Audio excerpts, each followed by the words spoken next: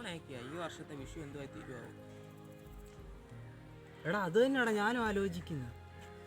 Corona കാരണം ഇപ്പം അച്ഛന് പണിയും ഇല്ല, വിഷു ഒന്നും വലിയ രീതിയിൽ ആഘോഷിക്കാൻ നമുക്ക് പറ്റത്തുമില്ല. അച്ഛൻ പറഞ്ഞു ഈ പ്രാവശ്യം വിഷു ഒന്നും ആഘോഷിക്കണ്ട, അടുത്ത വർഷം അങ്ങനെ ആഘോഷിച്ചാൽ മതി എന്നാണ് പറയുന്നത്.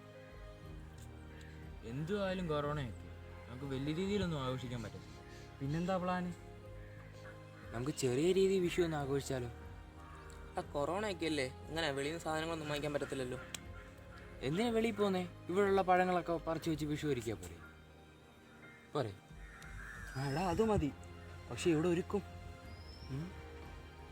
എടാ നമ്മുടെ നാഗരാജക്ഷേത്രത്തിൽ ഒരുക്കത്തില്ലേ? അത് മതി, അതാകുമ്പോൾ എല്ലാവർക്കും കാണാനും പറ്റും. അത് നല്ല ഐഡിയ. ഒന്ന് നമുക്ക് അവിടെ ഒരുക്കാം. അതുപോലെ ബാ, നമുക്ക് ഇപ്പോഴേ പോയി സാധനങ്ങളൊക്കെ സംഘടിപ്പിക്കാം.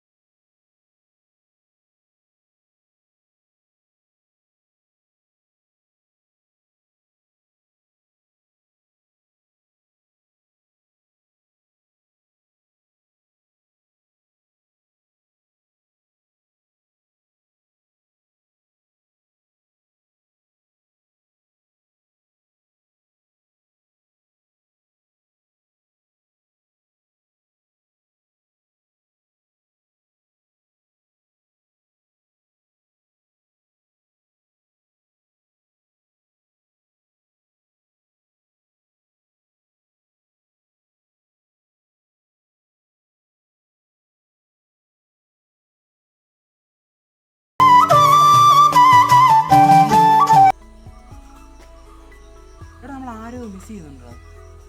എടാ അഖില്, നമ്മൾ അവനെ ഒത്തിരി നാളാടാ കണ്ടിട്ട്. ശരിയാടാ. കൊറോണയൊക്കെ ആയതുകൊണ്ട് അവൻ്റെ വീട്ടിൽ സാമ്പത്തിക ബുദ്ധിമുട്ടുണ്ട്, അതുകൊണ്ടാണ് അവൻ വെളിയിലോട്ടൊന്നും ഇറങ്ങാത്തത്. നമുക്ക് അവൻ്റെ വീട്ടിലൊന്ന് പോകും, അവൻ എന്തെങ്കിലും വിഷു ഒന്ന് ആഘോഷിച്ച് കാണും. അത് ശരിയാടാ, നമുക്ക് പോവാം.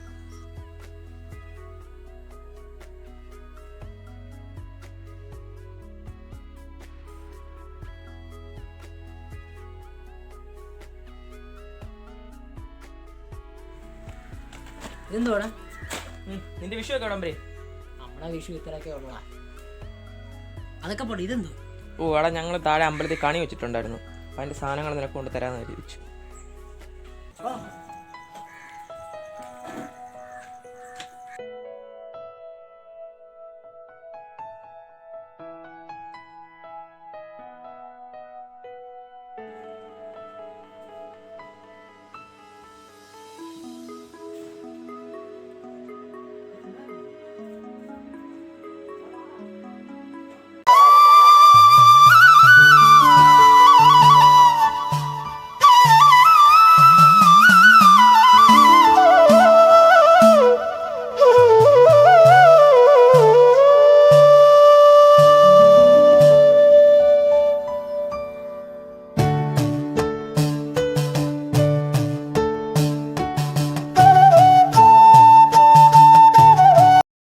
ലോകമുറങ്ങിയാലും മനസ്സിലുള്ള ചെങ്ങാതിയുടെ മനസ്സൊന്ന് വിങ്ങിയാൽ അറിയുന്നവരാണ് കൂട്ടുകാർ, അതേത് പരിതാപാവസ്ഥയിലും.